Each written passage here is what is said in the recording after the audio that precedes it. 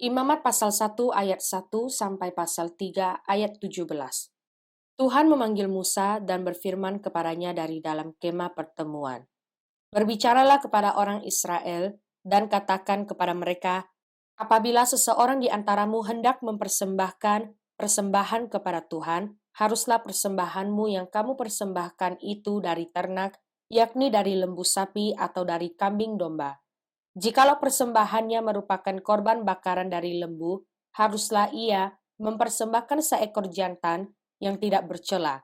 Ia harus membawanya ke pintu kemah pertemuan supaya Tuhan berkenan akan dia. Lalu ia harus meletakkan tangannya ke atas kepala korban bakaran itu, sehingga baginya persembahan itu diperkenan untuk mengadakan pendamaian baginya.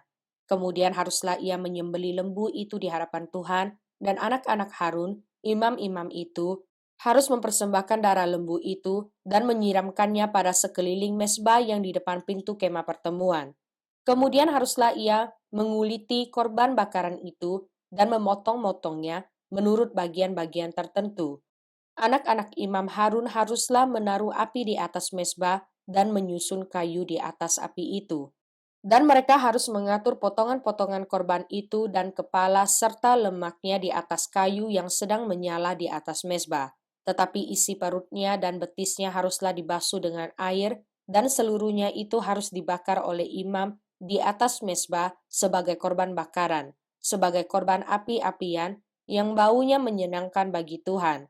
Jikalau persembahannya untuk korban bakaran adalah dari kambing domba, baik dari domba maupun dari kambing, haruslah ia mempersembahkan seekor jantan yang tidak bercela. Haruslah ia menyembelihnya pada sisi mezbah sebelah utara di hadapan Tuhan.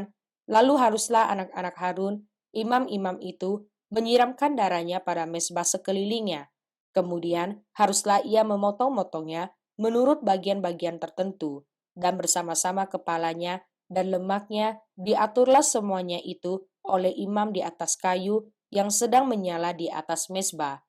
Isi perut dan betisnya haruslah dibasuhnya dengan air, dan seluruhnya itu haruslah dipersembahkan oleh imam dan dibakar di atas mezbah. Itulah korban bakaran suatu korban api-apian yang baunya menyenangkan bagi Tuhan. Jikalau persembahannya kepada Tuhan merupakan korban bakaran dari burung, haruslah ia mempersembahkan korbannya itu dari burung tekukur atau dari anak burung merpati. Imam harus membawanya ke mezbah, lalu memulas kepalanya dan membakarnya di atas mezbah. Darahnya harus ditekan keluar pada dinding mezbah. Temboloknya serta dengan bulunya haruslah disisihkan dan dibuang ke samping mezbah sebelah timur ke tempat abu. Dan ia harus mencabik burung itu pada pangkal sayapnya, tetapi tidak sampai terpisah. Lalu imam harus membakarnya di atas mezbah. Di atas kayu yang sedang terbakar, itulah korban bakaran, suatu korban api-apian yang baunya menyenangkan bagi Tuhan. Apabila seseorang hendak mempersembahkan persembahan berupa korban sajian kepada Tuhan, hendaklah persembahannya itu tepung yang terbaik, dan ia harus menuangkan minyak serta membubuhkan kemenyan ke atasnya. Lalu korban itu harus dibawanya kepada anak-anak Harun, imam-imam itu. Setelah diambil dari korban itu tepung senggenggam dengan minyak beserta seluruh kemenyannya, maka imam haruslah membakar semuanya itu di atas mezbah sebagai bagian ingat-ingatan korban itu, sebagai korban api-apian yang baunya menyenangkan bagi Tuhan.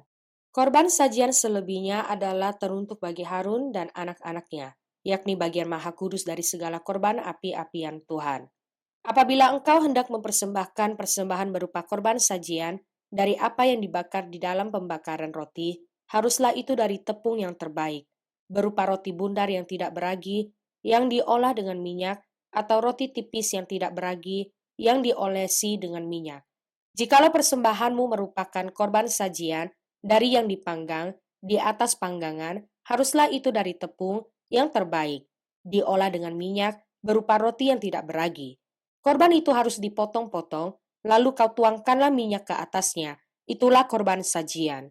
Jikalau persembahanmu merupakan korban sajian dari yang dimasak di dalam wajan, haruslah itu diolah dari tepung yang terbaik bersama-sama minyak. Maka korban sajian yang diolah menurut salah satu cara itu haruslah kau persembahkan kepada Tuhan, yakni harus disampaikan kepada imam yang membawanya ke mezbah. Kemudian imam harus mengkhususkan dari korban sajian itu bagian ingat-ingatannya, lalu membakarnya di atas mezbah sebagai korban api-apian yang baunya menyenangkan bagi Tuhan. Korban sajian selebihnya adalah bagian Harun dan anak-anaknya, yakni bagian maha kudus dari segala korban api-apian Tuhan. Suatu korban sajian yang kamu persembahkan kepada Tuhan, janganlah diolah beragi, karena dari ragi atau dari madu tidak boleh kamu membakar sesuatu pun sebagai korban api-apian bagi Tuhan. Tetapi sebagai persembahan dari hasil pertama, boleh kamu mempersembahkannya kepada Tuhan. Hanya janganlah dibawanya ke atas mezbah menjadi bau yang menyenangkan. Dan tiap-tiap persembahanmu yang berupa korban sajian, haruslah kau bubuhi garam. Janganlah kau lalaikan garam perjanjian Allahmu dari korban sajianmu, beserta segala persembahanmu, haruslah kau persembahkan garam. Jikalau engkau hendak mempersembahkan korban sajian dari hulu hasil kepada Tuhan, haruslah engkau mempersembahkan bulir gandum yang dipanggang di atas api, emping gandum baru, sebagai korban sajian dari hulu hasil gandummu. Haruslah kau bubuk minyak, dan kau taruh kemenyan ke atasnya. Itulah korban sajian. Haruslah imam membakar sebagai ingat-ingatannya, sebagai dari emping gandumnya, dan minyaknya beserta seluruh kemenyannya, sebagai korban api-apian bagi Tuhan. Jikalau persembahannya merupakan korban keselamatan, maka jikalau yang dipersembahkannya itu dari lembu, seekor jantan atau seekor betina, haruslah ia membawa yang tidak bercela ke hadapan Tuhan. Lalu ia harus meletakkan tangannya di atas kepala persembahannya itu dan menyembelihnya di depan pintu kemah pertemuan. Lalu anak-anak Harun, imam-imam itu, haruslah menyiramkan darahnya pada mezbah sekelilingnya. Kemudian, dari korban keselamatan itu, ia harus mempersembahkan lemak yang menyelubungi isi perut dan segala lemak yang melekat pada isi perut itu sebagai korban api-apian bagi Tuhan. Dan lagi kedua buah pinggang dan lemak yang melekat padanya, yang ada pada pinggang dan umbai hati yang harus dipisahkannya beserta buah pinggang itu. Anak-anak Harun harus membakarnya di atas mezbah, yakni di atas korban bakaran yang sedang dibakar di atas api, sebagai korban api-apian yang baunya menyenangkan bagi Tuhan.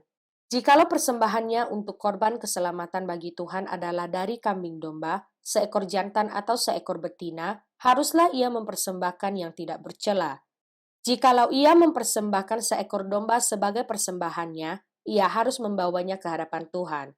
Lalu ia harus meletakkan tangannya ke atas kepala persembahannya itu dan menyembelihnya di depan kemah pertemuan. Lalu anak-anak Harun harus menyiramkan darahnya pada mezbah sekelilingnya. Kemudian dari korban keselamatan itu, ia harus mempersembahkan lemaknya sebagai korban api-apian bagi Tuhan, yakni segenap ekornya yang berlemak, yang harus dipotong dekat pada tulang belakang, dan lemak yang menyelubungi isi perut, dan segala lemak yang melekat pada isi perut itu, dan lagi kedua buah pinggang, dan lemak yang melekat padanya, yang ada pada pinggang, dan umbai hati yang harus dipisahkannya, beserta buah pinggang itu. Imam harus membakarnya di atas mezbah sebagai santapan berupa korban api-apian bagi Tuhan. Jikalau persembahannya seekor kambing, ia harus membawanya ke hadapan Tuhan.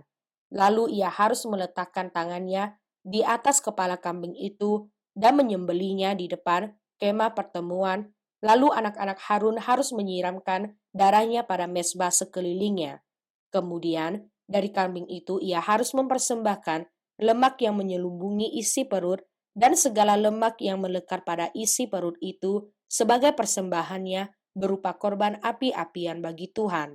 Dan lagi kedua buah pinggang dan lemak yang melekat padanya, yang ada pada pinggang dan umbai hati yang harus dipisahkannya beserta buah pinggang itu. Imam harus membakar semuanya itu di atas mezbah sebagai santapan berupa korban api-apian, menjadi bau yang menyenangkan. Segala lemak adalah kepunyaan Tuhan. Inilah suatu ketetapan untuk selamanya bagi kamu, turun-temurun, di segala tempat kediamanmu. Janganlah sekali-kali kamu makan lemak dan darah. Mazmur pasal 24 ayat 1 sampai ayat 10. Mazmur Daud. Tuhanlah yang empunya bumi serta segala isinya, dan dunia serta yang diam di dalamnya. Sebab dialah yang mendasarkannya di atas lautan, dan menegakkannya di atas sungai-sungai. Siapakah yang boleh naik ke atas gunung Tuhan?